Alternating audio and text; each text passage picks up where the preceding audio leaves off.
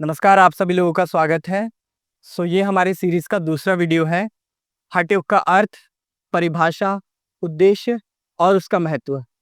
आप में से जो भी लोग जो ये नोट्स हैं इनको स्टडी कर रहे हैं, इनका लिंक आपको डिस्क्रिप्शन में मिल जाएगा।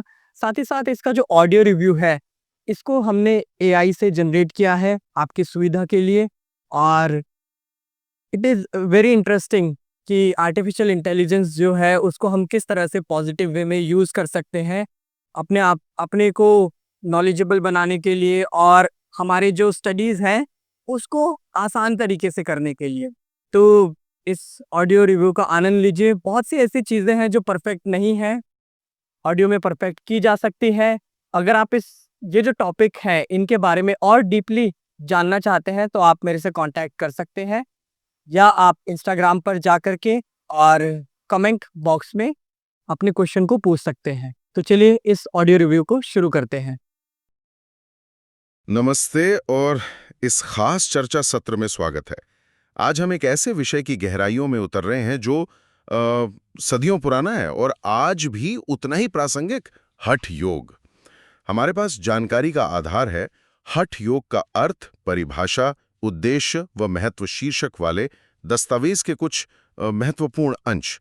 तो आज हमारी कोशिश रहेगी हठ योग के पीछे के दर्शन को समझें, इसकी मुख्य तकनीकें क्या हैं और इसका असली मकसद क्या है, जैसा इन स्रोतों में बताया गया है।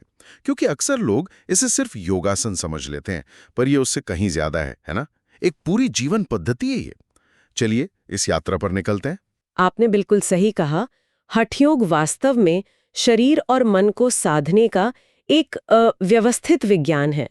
स्रोत इसे सिर्फ शारीरिक क्रिया नहीं मानते, बल्कि एक अनुभवात्मक यात्रा कहते हैं। मतलब इसे अनुभव करके ही इसकी गहराई जानी जा सकती है। ये हमें चेतना के, आप कह सकती हैं, ऊंचे स्तरों की ओर ले जाती है। तो फिर शुरुआत यहीं से करते हैं। जब हम हठ योग सुनते हैं तो दिमाग में अक्सर योगासन की तस्वीरें ही आती हैं। लेकिन जैसा आपने कहा, यह सिर्फ शारीरिक व्यायाम नहीं है। स्रोत इसे कैसे परिभाषित करते हैं? हाँ, ये आम धारणा है, पर अधूरी है। स्रोत स्पष्ट करते हैं कि हठ योग मूल रूप से प्राण विज्ञान है। प्राण विज्ञान? हाँ, यानी हमारी जीवन ऊर्जा, जिसे प्राण कहते हैं, उसे समझना और नियंत्रित करना।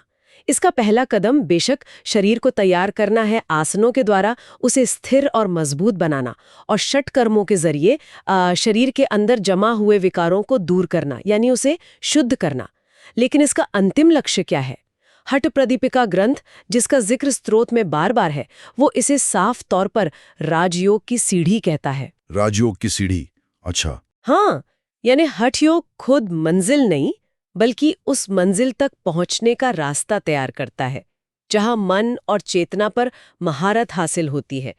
साथ ही यह स्वास्थ्य बनाए रखने, बीमारियों से बचने, और ये जो मन शरीर का संतुलन होता है ना, साइकोसोमैटिक बैलेंस, उसे बनाने का भी एक शक्तिशाली तरीका है।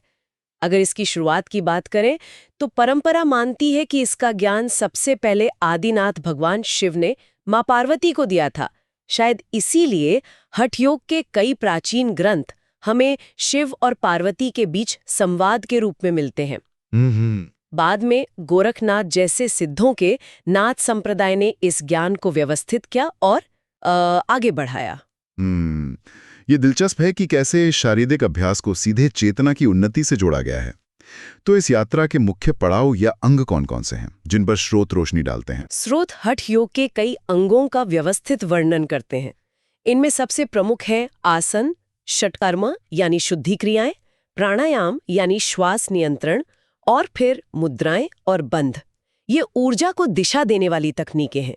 ये सब मिलके एक पूरी प्रणाली बनाते हैं। चले पहले आसनों से ही शुरू करते हैं। इनका मुख्य उद्देश्य क्या बताया गया है? आसनों का उद्देश्य हठ प्रदीपिका के एक सूत्र में छिपा है। कुर्यात् तादासनम स्थैर्यम आरोग्यम चांगलाघवम। स्थैर्यम आरोग्यम लाघवम। हाँ, यानी आसन शरीर को स्थिरता देते हैं, निरोगिता देते हैं और हल्कापन देते हैं। ये सिर्फ मांसपेशियों को खींचना या मरोड़ना नहीं है। ये शरीर पर सही जगहों पर दबाव डालकर उसे लचीला बनाते हैं, ब्लड सर्कुलेशन बेहतर करते हैं और शरीर की आंतरिक व्यवस्था को संतुलित करते हैं। और एक बहुत ज़रूरी बात जो स्रोत उभारते हैं, आसन करते समय सिर्फ शरीर ही नहीं, मन का भी साथ होना जरूरी है। अच्छा, यानी पूरी सजगता, पूरी अवेयरनेस के साथ इन्हें करना होता है, तभी इनका पूरा लाभ मिलता है। क्या स्रोत कुछ खास आसनों का उदाहरण देते हैं जो महत्वपूर्ण माने गए हैं? हाँ, उदाहरण मिलते हैं। हठ प्रदीपिका में वैसे तो 15 आसनों का वर्णन है। इनमें सिद्धासन और पद्मासन जैसे ध्यान के लिए उपयोगी आसन है।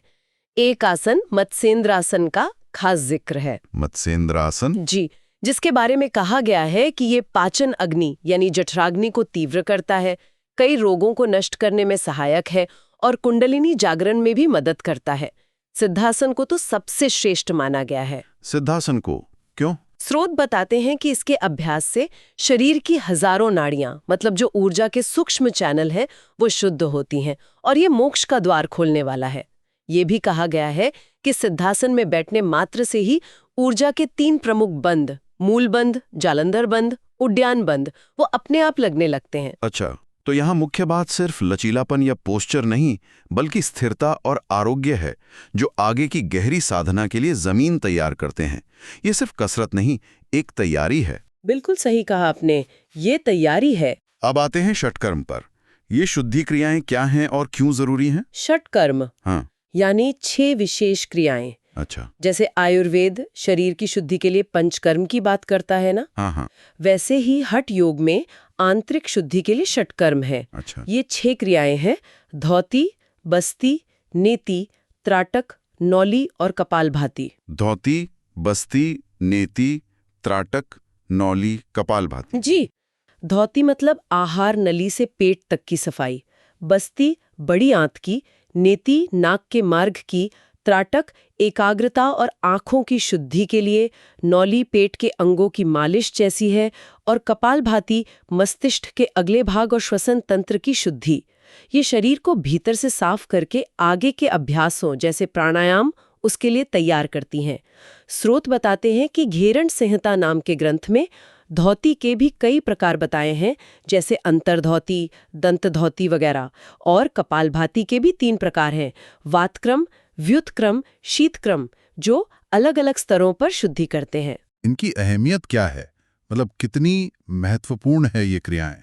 इनकी महत्ता इस बात से समझी जा सकती है कि हठ प्रदीपिका नौली क्रिया को हठ योग का सर्वश्रेष्ठ अभ्यास कहती है। सर्वश्रेष्ठ नौली को? हाँ, उसके अनुसार नौली पाचन अग्नि को इतना प्रबल कर देती है कि सभी रोग नष्ट हो जाते हैं। इसी तरह धौती के बारे में कहा गया है कि यह खांसी, दमा, तिल्ली के रोग और कफ से जुड़े 20 तरह के रोगों को दूर करती है। तो ये सिर्फ सफाई नहीं है, एक तरह से कायाकल्प की प्रक्रिया है। शरीर को स्थिर किया आसन से, शुद्ध किया षटकर्म से। तो ऐसा लगता है कि हठ योग का अगला कदम प्राणिक ऊर्जा यानी जीवन शक्ति, उसको साधना है। यही प्राणायाम का महत्व आता होगा। इसका सही मतलब क्या है? बिल्कुल, प्राणायाम ये शब्द 2 हिस्सों से बना है: प्राण यानी जीवन ऊर्जा और आयाम यानी विस्तार या नियंत्रण। प्राण और आयाम। हाँ, तो प्राणायाम का अर्थ हुआ प्राणिक ऊर्जा का विस्तार या उस पे नियंत्रण पाना। यह हठ योग का बहुत ही, कह सकते हैं, केंद्रीय हिस्सा है। महान ऋषि पतंजलि ने अपने योग सूत्रों में इसे बहुत सटीक ढंग से बताया है। तस्मिन् सति श्वास प्रश्वासयोर गति विच्छेदः प्राणायामः। मतलब आसन में स्थिरता आने के बाद स्वाभाविक रूप से जो हमारी सांस चल रही है, श्वास और प्रश्वास, उसकी गति को सचेतन रूप से रोकना या नियंत्रित करना ही प्राणायाम है। हठ प्रदीपिका में 8 तरह के मुख्य प्राणायाम या कहें कुंभकों का वर्णन है। 8 तरह के? जी, इनमें कुछ ऐसे हैं जो शरीर में गर्मी पैदा करते हैं, जैसे सूर्य भेदन, कुछ शरीर को ठंडा करते हैं, जैसे शीतली, सितकारी, और कुछ के अपने विशेष प्रभाव हैं, जैसे भस्त्रिका, भ्रामरी, उज्जाई। स्रोत बताते हैं कि इनका अभ्यास ऋतु और शरीर की प्रकृति के अनुसार किया जाना चाहिए। स्रोतों में नाड़ी शोधन का भी जिक्र था। क्या ये इन 8 प्राणायामों से अलग है? अभ्यास बताती है। अच्छा, रोज करने वाला? हाँ, ये बहुत जरूरी है, क्योंकि ऐसा माना जाता है कि हमारे शरीर में हजारों सूक्ष्म ऊर्जा नाड़ियां हैं। नाड़ी शोधन प्राणायाम, जिसे अनुलोम विलोम भी कहते हैं आजकल, ये इन नाड़ियों की शुद्धि करता है। स्रोत के अनुसार लगभग 3 महीने या उससे ज्यादा नियमित अभ्यास से मुख्य नाड़ियां ईड़ा, जो बाईं नासिका से जुड़ी है चंद्र प्रकृति की, और पिंगला दाई नासिका से जुड़ी सूर्य प्रकृति की, ये संतुलित हो जाती हैं। हीड़ा और पिंगला। जी, जब ये दोनों संतुलित होती हैं तभी प्राण का प्रवाह मध्य नाड़ी यानी सुषुम्ना में संभव हो पाता है, और सुषुम्ना का खुलना ही कुंडलिनी जागरण के लिए जरूरी है। तो ये सिर्फ सांस लेना और छोड़ना नहीं है, बल्कि शरीर की पूरी एनर्जी के फ्लो को बैलेंस करने और डायरेक्ट करने का विज्ञान है। बिल्कुल बिल्कुल। अब बात करते हैं मुद्रा और बंध की। ये नाम सुनने में ही थोड़े रहस्यमय और एडवांस्ड लगते हैं। हाँ, ये निश्चित रूप से हठयोग के उन्नत अभ्यास है और इन्हें बहुत सावधानी और मार्गदर्शन में ही करना चाहिए। बंध का मतलब है बांधना या ताला लगाना। हाँ, एक तरह से इनके द्वारा शरीर के कुछ खास हिस्सों में ऊर्जा के प्रवाह को रोका या नियंत्रित किया जाता है। और मुद्रा का अर्थ है सील या भाव या शरीर की कोई खास स्थिति जो चेतना की विशेष अवस्था पैदा करती है या ऊर्जा को खास दिशा देती है। इनका मुख्य उद्देश्य प्राण ऊर्जा को नियंत्रित करना, उसे सही दिशा देना और जो सोई हुई कुंडलिनी शक्ति है उसे जगाने में मदद करना है। ये बहुत शक्तिशाली तकनीकें हैं, इसलिए स्रोत जोर देते हैं कि इन्हें किसी योग्य गुरु के निर्देशन में ही सीखा और अभ्यास किया जाना चाहिए। कौन कौन से प्रमुख बंध और मुद्राएं हैं? कुछ प्रमुख बंध हैं। मूल बंध, जिसमें गुदा क्षेत्र का संकोचन कर अपान वायु को ऊपर की ओर खींचा जाता है। जालंधर बंध, गले का संकोचन जो ऊर्जा को सिर की ओर जाने से रोकता है। और उड्डयन बंध, पेट को अंदर खींचकर ऊपर उठाना जो प्राण को सुषुम्ना में भेजने में मदद करता है। जब तीनों बंध एक साथ लगाए जाते हैं तो उसे महाबंध कहते हैं। महाबंध, तीनों एक साथ। जी। इसी तरह कुछ प्रसिद्ध मुद्राएं हैं, जैसे खेचरी मुद्रा। इसमें जीभ को मोड़कर तालू के पीछे कपाल गुहा में ले जाया जाता है। शांभवी मुद्रा, आंखें खुली रखते हुए ध्यान, भौहों के बीच लगाना। अश्विनी मुद्रा, गुदा द्वार का बार बार संकोचन। योनि मुद्रा, इंद्रियों को बाहरी विषयों से हटाकर अंदर की ओर मोड़ना। और महामुद्रा, जो पूरे शरीर की ऊर्जा को संतुलित करती है। घेरण संहिता में तो कुल 25 मुद्राओं का वर्णन है, जिसमें बंध और धारणाएं भी शामिल हैं। ये सब सूक्ष्म शरीर पर काम करने के तरीके हैं। ये सब सुनकर लगता है कि हठ योग की पूरी प्रक्रिया, आसन, षटकर्म, प्राणायाम, मुद्रा, बंध, ये सब मिलकर एक खास लक्ष्य की ओर ले जा रहे हैं। वो परम उद्देश्य क्या है और इसमें कुंडलिनी का क्या महत्व है, जिसका जिक्र बार बार आ रहा है? सही पकड़ा आपने। हठयोग के इन सभी अभ्यासों का अंतिम और मुख्य उद्देश्य है कुंडलिनी शक्ति को जागृत करना। कुंडलिनी शक्ति? हाँ, प्राचीन योग ग्रंथों के अनुसार ये एक प्रचंड लौकिक ऊर्जा है जो हर मनुष्य के भीतर मूलाधार चक्र यानी रीढ़ के निचले हिस्से में स्थित चक्र, वहां सर्प की तरह 3.5 फेरे लगाकर सोई हुई अवस्था में रहती है। इसे ही परशक्ति या आत्मशक्ति भी कहा गया है। यही हमारी असली क्षमता का स्रोत है, ऐसा मानते हैं। हठ प्रदीपिका बताती है कि शक्ति चालन मुद्रा और भस्त्रिका प्राणायाम जैसे अभ्यास इस सोई हुई शक्ति को जगाने के मुख्य साधन है। जब ये शक्ति जागृत होती है तब यह ऊपर की ओर उठना शुरू करती है। और जब कुंडलिनी जागृत होकर ऊपर उठती है तब क्या होता है? साधक क्या अनुभव करता है? जब कुंडलिनी जागृत होकर सुषुम्ना नाड़ी, जो इड़ा और पिंगला के बीच की मुख्य ऊर्जा चैनल है, उसमें प्रवेश करती है तो साधक की चेतना का विस्तार होना शुरू होता है। उसे तरह तरह की आंतरिक ध्वनियां सुनाई देने लगती हैं। आंतरिक ध्वनियां कैसी? हाँ, जिन्हें नाद कहा जाता है। हठ प्रदीपिका के 4थे अध्याय में इसी नादानुसंधान यानी आंतरिक नाद पर ध्यान लगाने की प्रक्रिया का विस्तार से वर्णन है। साधक चेतना की 4 अवस्थाओं से गुजरता है: आरंभ, घट, परिचय और निष्पत्ति। हर अवस्था में अलग अलग तरह के नाद सुनाई देते हैं, जैसे समुद्र की आवाज, बादलों की गड़गड़ाहट, फिर घंटियों की, शंख की, वीणा या बांसुरी की ध्वनि। धीरे धीरे मन बाहरी दुनिया से हटकर इन आंतरिक नादों में लीन होता जाता है और अंततः समाधि की अवस्था में पहुंच जाता है। घेरंड संहिता में समाधि के भी कई प्रकार बताए गए हैं, जैसे ध्यान योग से प्राप्त समाधि, नाद योग से, रसानंद योग जो खेचरी मुद्रा द्वारा होता है, लय सिद्धि योग योनि मुद्रा द्वारा, भक्ति योग से और राजयोग मनोमूर्छा कुंभक द्वारा। समाधि की पराकाष्ठा मतलब जो अल्टीमेट स्टेज है वो वह अवस्था है जहां साधक को अहम ब्रह्मास्मि यानी मैं ही ब्रह्म हूं इसका प्रत्यक्ष अनुभव होता है। आत्मा और परमात्मा का भेद मिट जाता है। यही मानव जीवन का चरम लक्ष्य माना गया है, आत्म साक्षात्कार। ये पूरी यात्रा शरीर शुद्धि से लेकर आत्म साक्षात्कार तक वाकई विस्मयकारी है। अगर कोई इस मार्ग पर चलने का विचार करे तो क्या स्रोतों में अभ्यास के लिए कुछ प्रैक्टिकल गाइडेंस भी दिया गया है, जैसे सही जगह, समय या खान-पान के बारे में? हाँ, बिल्कुल। हठयोग सिर्फ सिद्धांत नहीं है बल्कि अभ्यास का मार्ग है, इसलिए व्यवहारिक बातों पर बहुत जोर दिया गया है। स्थान के बारे में कई ग्रंथों में जैसे हठ प्रदीपिका, गीता, श्वेताश्वतर उपनिषद, इन सब में लगभग एक जैसी बातें मिलती हैं। अभ्यास का स्थान शांत हो, साफ सुथरा हो, एकांत हो, समतल हो और उपद्रवों से रहित होना चाहिए। यहाँ तक कि एक आदर्श योग कुटी या मठ का वर्णन भी मिलता है कि वो कैसा हो, कहाँ हो, गोबर से लिपा हो, कीड़े मकोड़ों से रहित हो, पास में पानी का स्रोत हो, इत्यादि। मतलब माहौल साधना के अनुकूल होना चाहिए। ठीक है। और समय और ऋतु के बारे में समय की बात करें तो योग, खासकर ध्यान और प्राणायाम के अभ्यास के लिए सबसे अच्छा समय सूर्योदय से पहले का यानी ब्रह्म मुहूर्त माना गया है।